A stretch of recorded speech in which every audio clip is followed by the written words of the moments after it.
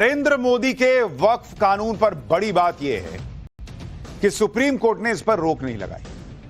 जो लोग इसे असंवैधानिक कह रहे थे, काला कानून बता रहे थे, उन्हें तगड़ा झटका लगा कि कोर्ट ने ऐसी कोई बात नहीं कही। नरेंद्र मोदी ने वक्फ कानून में जो बड़े बड़े रिफॉर्म किए, वो सारे रिफॉर्म ऑलमोस्ट वैसे के वैसे ही सुप्रीम कोर्ट ने बरकरार रखे।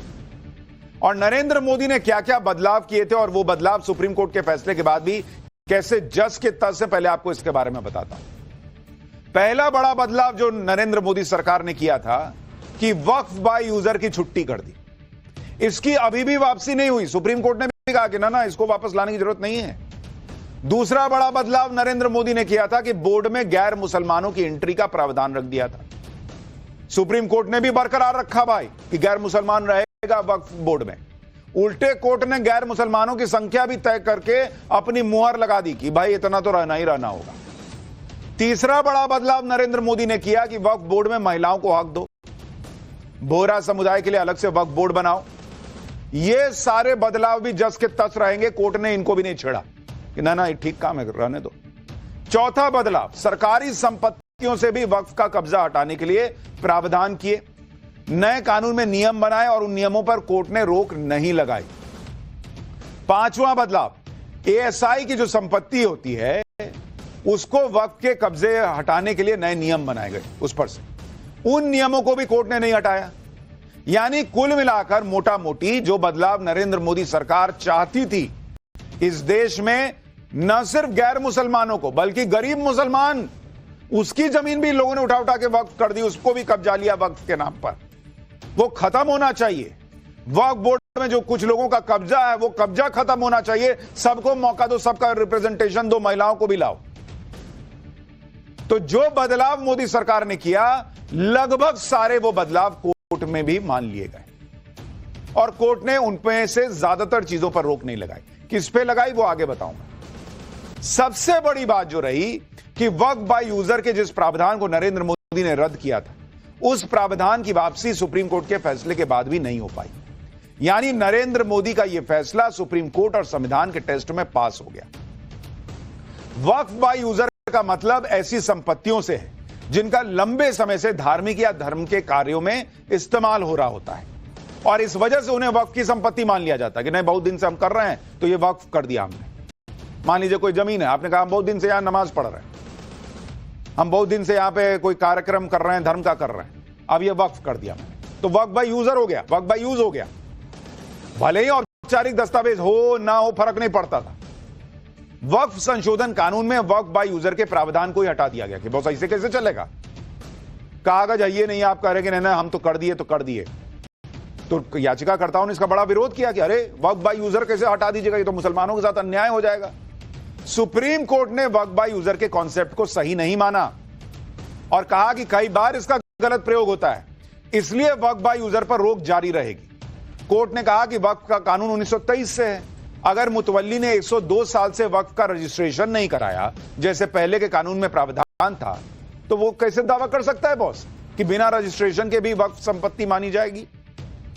इतने साल से आप रजिस्ट्रेशन नहीं करा रहे हैं और आप कह रहे हैं कि ना हम तो कराए भी नहीं, कागज भी नहीं दिखाएंगे, हमने कह दिया वक्फ तो वक्फ। सुप्रीम कोर्ट ने कहा कि ऐसा नहीं चलेगा, कानून में जो है वो आर्बिट्रेरी नहीं है। याचिकाकर्ताओं की दलील थी कि ऐसी कई पुरानी संपत्तियां हैं जिनके कागज मौजूद नहीं है। ऐसे में वक्फ बाय यूजर का प्रावधान हटाने से इन संपत्तियों पर संकट आ जाएगा। लेकिन कोर्ट ने माना कि रजिस्ट्रेशन की एप्लीकेशन के लिए वक्फ डीड की जरूरत नहीं होती। अगर ओरिजिनल डीड नहीं है तो एप्लीकेशन देकर सारी जानकारी दी जा सकती है। कोर्ट ने कहा कि इसलिए उनका यह मानना है कि अगर 30 साल से मुतवल्ली ने संपत्ति को रजिस्ट्रेशन नहीं कराया तो अब उनकी यह दलील नहीं मानी जा सकती। कोर्ट ने कहा कि अगर कानून में एप्लीकेशन के साथ साथ वक्फ डीड की कॉपी मांगी जा रही है तो उसे मनमाना नहीं कहा जा सकता। कोर्ट ने कहा कि अगर कई सरकारी संपत्ति पर अवैध कब्जा है और वक्फ बाय यूजर के प्रावधान को हटाकर ऐसे कब्जों को रोका जा रहा है, तो पहली नजर में वक्फ बाय यूजर के प्रावधान को हटाना मनमाना नहीं कहा जा सकता। यानी कोर्ट भी मान रहा है बॉस कि वक्फ बाय यूजर बोल के आप जो है वो कहीं भी उंगली रख दीजिएगा, कह दीजिएगा कि ना कर दिया कर दिया। आप घर बनवाते हैं, रजिस्ट्री कराते हैं ना बॉस, कागज कराते हैं ना, ये 30 साल छोड़ देते कि ना मेरा घर है अब हम नहीं कराएंगे। तो वैसे ही अगर आप वक्फ कर रहे हैं तो उसके पहले कागज बनवाइएगा ना। नए वक्फ कानून के विरोध में सबसे बड़ा मामला वक्फ बाय यूजर का ही था, क्योंकि कई राज्यों में वक्फ बाय यूजर के नाम पर ही सारी वक्फ संपत्ति क्रिएट हो रही थी। यही वजह है कि असदुद्दीन ओवैसी ने कहा था कि अगर वक्फ बाय यूजर खत्म हो गया तो बड़ी मुश्किल हो जाएगी। तो अब जिनको यह समझ में नहीं आ रहा है कि वक्फ बाय यूजर खत्म हो गया तो क्या होगा, वो ओवैसी का पुराना बयान सुनिए, आपको समझ में आ जाएगा कि क्या होगा। उत्तर प्रदेश में 1,21,000 वक्फ की प्रॉपर्टीज है। 1,12,000 के पास कागज ही नहीं है।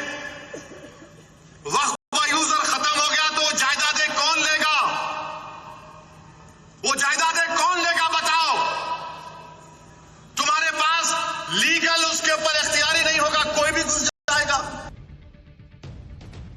असदुद्दीन ओवैसी खुद बता रहे हैं कि यूपी के अंदर 1,12,000 से ज्यादा ऐसी संपत्तियां हैं जिनके कागज नहीं है। कह रहे हैं वक्फ बाय यूजर खत्म हो गया तो कोई भी घुस जाएगा, कोई भी ले लेगा। अब कोई भी नहीं लेगा, जिसका दावा है कि उसकी जमीन है वो लेगा, वो कोर्ट में केस लड़ेगा और लेगा। आज सुप्रीम कोर्ट का फैसला देखने के बाद ओवैसी के इसलिए होश उड़े हुए हैं। ओवैसी का आज क्या हाल है, मौलानाओं का क्या हाल है, ये आगे आपको बताऊंगा। लेकिन कुछ लोग बिना कुछ समझे सुप्रीम कोर्ट के आज के फैसले पर उछल रहे हैं। ये लोग वक्फ कानून के कुछ प्रावधानों का हवाला देकर कह रहे हैं कि सुप्रीम कोर्ट ने इन प्रावधानों पर रोक लगाकर नरेंद्र मोदी को झटका दे दिया, जबकि सच यह है कि इन प्रावधानों पर रोक से कुछ ज्यादा फर्क पड़ने वाला नहीं है। कोर्ट ने वक्फ कानून के किन प्रावधानों को रोका उसके बारे में भी आपको बताता हूं। पहला जिस पर कोर्ट ने रोक लगाई, अंतरिम रोक भी कह सकते हैं आप, कि कलेक्टर को प्रॉपर्टी विवाद पर निर्णय लेने का अधिकार नहीं होगा, इस पे तो रोक लगाई। अब जिला कलेक्टर का यह फैसला नहीं ले पाएगा, जिला कलेक्टर यह फैसला नहीं ले पाएगा कि कोई संपत्ति वक्फ है या नहीं। दूसरा, वक्फ संशोधन अधिनियम 2025 के उस प्रावधान पर रोक लगाई गई जिसके तहत किसी व्यक्ति को वक्फ बनाने के लिए कम से कम 5 सालों तक इस्लाम का अनुयायी होना जरूरी था। तीसरा, सुप्रीम कोर्ट ने आदेश दिया कि केंद्रीय वक्फ परिषद में कुल 20 लोगों में गैर मुस्लिम सदस्यों की संख्या 4 से अधिक नहीं हो सकती। राज्य वक्फ बोर्डों में कुल 11 लोगों में से गैर मुस्लिम सदस्यों की संख्या 3 से अधिक नहीं हो सकती। ये वो 3 प्रावधान है जिस पर रोक को ही इंडी गठबंधन अपनी जीत बताने लग गया। जो लोग कह रहे थे कि पूरा कानून ही गैर संवैधानिक है, वो कानून वैसा का वैसा ऑलमोस्ट आ गया, उस पर वो कुछ नहीं बोल रहे हैं। ये 3 चीज पे कह रहे हैं कि जीत गए हम लोग। एक बार इंडी गठबंधन के नेताओं को सुनिए, फिर आपको बताता हूं कि इन 3 प्रावधानों में रोक को लेकर भी कितने पेच हैं और इससे जो वक्फ के नाम पर जमीन कब्जाने का काम चल रहा था, आरोप लगता है, वो रुक नहीं जाएगा। उसको अब करना बहुत मुश्किल होगा। सरकार की साजिश और सरकार की मंशा पर माननीय उच्चतम न्यायालय ने बड़े पैमाने पर रोक लगा दी है, अंकुश लगा दी है। तो पूरे देश में अपनी जमीनें दान करने वाले लोग, धार्मिक कामों के लिए, सामाजिक कामों के लिए, जिनको ये डर था कि सरकार उनकी जमीनें लूटने की कोशिश करेगी, फौरी तौर पर उनको बहुत बड़ी राहत मिली। जो फैसला आज आया वो एनडीए के मुंह पे एक ऐसा करारा तमाचा है और पूरे देश के लोग, सर्वोच्च न्यायालय के हम सब लोग कृतज्ञ हैं कि उन्होंने एक ऐसा फैसला दिया, चाहे वो रजिस्ट्रेशन का फैसला हो, चाहे वो सीओ का फैसला हो, चाहे वो मेंबर्स के नॉन मुस्लिम मुस्लिम होने का फैसला हो। और हम ये समझते हैं कि ये एक बहुत ही अच्छी शुरुआत है। पार्टी ने भी जो है पिटीशन दिया है, तो अभी जो भी न्यायालय का जो फैसला है हम लोग स्वागत करते हैं। इसमें एक ही मजहब के लोगों को जो है निशाना बनाया जा रहा है। सिर्फ एक ही मजहब के जो इदारे हैं, जो प्रॉपर्टीज़ हैं, उन्हें एक बिल के तहत जो है उनको इस कानून के दायरे में लाया गया। अच्छी बात है कि सुप्रीम कोर्ट ने भी इस चीज को समझा है। सुप्रीम कोर्ट ने समझा नहीं समझा वो तो अलग बात है। इन लोगों को यह समझ में आ गया कि नरेंद्र मोदी ने जो किया है वो तो काम होके रहेगा। और चूंकि वो गैर संवैधानिक नहीं था, इनको भी अंदर ही अंदर तो पता था, वोट बैंक के लिए बोल रहे थे कि ऐसा हो जाएगा वैसा हो जाएगा। इनको समझ में तो आ रहा था कि नरेंद्र मोदी इतने सालों से जो चल रहा है गलत काम, उसको रोकने के लिए कर रहे हैं। तो अब सुप्रीम कोर्ट से भी जब मुहर लग गई तो कह रहे ना ऐसा हुआ ना, इस वजह से ये जो है नरेंद्र मोदी के लिए झटका है। जबकि खुद ही मान रहे थे कि वक्फ बाय यूजर खत्म हो गया तो बाप रे बाप अब क्या हो जाएगा, तो अब तो खत्म हो गया। अब आपको यह भी समझना चाहिए कि जिन 3 प्रावधान पर रोक को लेकर इंडी गठबंधन अपनी जीत का जश्न मना रहा है, उसमें कौन कौन से पेच हैं। जैसे कोर्ट ने कलेक्टर के अधिकारों को सीमित कर दिया, लेकिन यह बात समझने वाली है कि वक्फ संपत्तियों का सर्वे करने का अधिकार तो अभी भी कलेक्टर के पास ही रहेगा। कोर्ट ने उसमें कोई बदलाव नहीं किया है, बस ये कहा कि कलेक्टर का फैसला आखिरी नहीं होगा। सर्वे तो कलेक्टर ही करेगा, ठीक है, आखिरी फैसला कलेक्टर का नहीं होगा, आगे कोर्ट का होगा। इसमें क्या है, दरवाजे तो खुले अलग अलग कोर्ट में जाने के। पहले तो ट्रिब्यूनल के आगे ही नहीं जा पा रहा था आदमी। दूसरी बात, जहां तक 5 साल तक इस्लाम प्रैक्टिस के नियम पर रोक की बात, तो यह रोक तब तक है जब तक राज्य सरकार नियम नहीं बना लेती। यह अंतरिम रोक है बॉस, नियम बन जाएगा उसके बाद यह भी खत्म हो सकता है। तीसरी बात, मुस्लिम पक्ष तो यह चाह रहा था कि वक्फ बोर्ड में एक भी गैर मुसलमान मेंबर नहीं होना चाहिए। आपको याद है, ये लोग कहते थे कि बाप रे बाप, मुसलमान का काम है, मुसलमान अपनी जमीन दान कर रहा है, इसमें गैर मुसलमान क्या करेगा।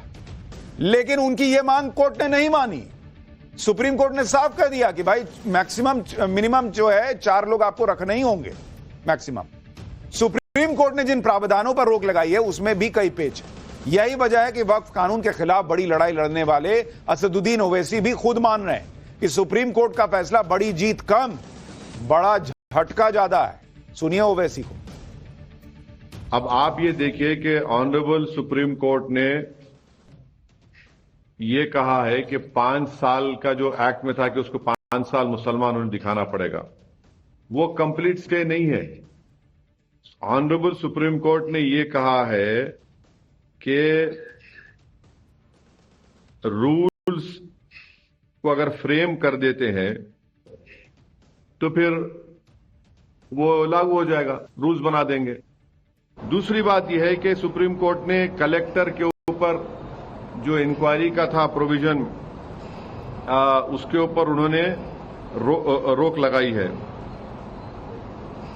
अब ये देखना पड़ेगा, मगर वही कलेक्टर अब सर्वे करेगा। सर्वे का पावर तो कलेक्टर के पास है। आज की तारीख में वक्फ प्रॉपर्टीज का सर्वे यानी एक्ट बनने से पहले सर्वे कमिश्नर करता था, जो हायरार्की में कलेक्टर से सीनियर है, जो इंडिपेंडेंट है, मगर सर्वे तो कलेक्टर करेगा। अब ओवैसी जो कह रहे हैं उससे ही आप समझ सकते हैं कि जो इंडी गठबंधन कह रहा है कि उनकी जीत हो गई, भाई उसको पता है ये मामला तो पीछे जाना नहीं है। अब मुसलमान को कुछ तो कहना है वोट के लिए, तो हाँ जीत गए। ओवैसी सही बता रहे हैं आपको कि कानून ऑलमोस्ट वैसा का वैसा ही आ गया है जैसा नरेंद्र मोदी ने बदलाव करके लाया था। अब यह समझिए कि जिन प्रावधानों पर आज सुप्रीम कोर्ट ने रोक लगाई उसमें से ज्यादातर प्रावधान तो वो हैं जिन पर केंद्र सरकार खुद ही बदलाव के पक्ष में थी, या सरकार ने पहले ही उस पर रोक लगाने की बात कही। जैसे केंद्रीय वक्फ परिषद में गैर मुसलमानों को सदस्य बनाने का प्रावधान है। केंद्र सरकार ने एक बयान दिया था कि दी गई संख्या यानी 4 अधिकतम संख्या है और 4 से अधिक गैर मुसलमान सदस्य नहीं हो सकते। सुप्रीम कोर्ट ने यही बात तो दोहराई है, तो इसमें कौन सा तूफानी काम हो गया भाई जो नरेंद्र मोदी हार गए। सुप्रीम कोर्ट ने यही निर्देश दिया ना कि 4 से अधिक गैर मुस्लिम सदस्य नहीं होने चाहिए। तो जो लोग लड़ रहे थे कि ना एक को नहीं होना चाहिए, एक भी इसमें नहीं घुसेगा, आज वो 4 पे माने बैठे हैं ना। दूसरी बात, अभी सभी राज्य वक्फ बोर्डों में नए संशोधन में ज्यादा से ज्यादा 3 गैर मुस्लिम सदस्यों का प्रावधान है। याचिकाकर्ताओं ने इस आधार पर इसे चुनौती दी थी कि कोई भी गैर मुस्लिम राज्य वक्फ बोर्ड का सदस्य नहीं हो सकता, जबकि केंद्र सरकार ने राज्यों के वक्फ बोर्ड में अधिकतम 3 सदस्यों के होने का प्रावधान किया था। सुप्रीम कोर्ट ने भी यही स्वीकार कर लिया। तीसरी बात, नए वक्फ कानून के एक प्रावधान के मुताबिक एक सक्षम अधिकारी यह निर्धारित कर सकता है कि कोई संपत्ति वक्फ संपत्ति है या नहीं। केंद्र सरकार ने पहले ही स्पष्ट कर दिया था कि यह केवल एक अस्थायी फैसला है, क्योंकि स्वामित्व का फैसला केवल एक सक्षम न्यायालय या ट्रिब्यूनल द्वारा ही किया जा सकता है। यानी सुप्रीम कोर्ट ने जो प्रावधान रोके हैं उनके पक्ष में तो खुद केंद्र सरकार थी। सरकार की तरफ से सुप्रीम कोर्ट के आज के फैसले पर क्या कहा गया, एक बार वो भी सुनिए, फिर आपको बताता हूं कि इस पर अखिलेश यादव से लेकर दूसरे नेता क्या कह रहे हैं। और एक तरीके से पार्लियामेंट ऑफ इंडिया का जो डिसीजन है उसको कायम रखा।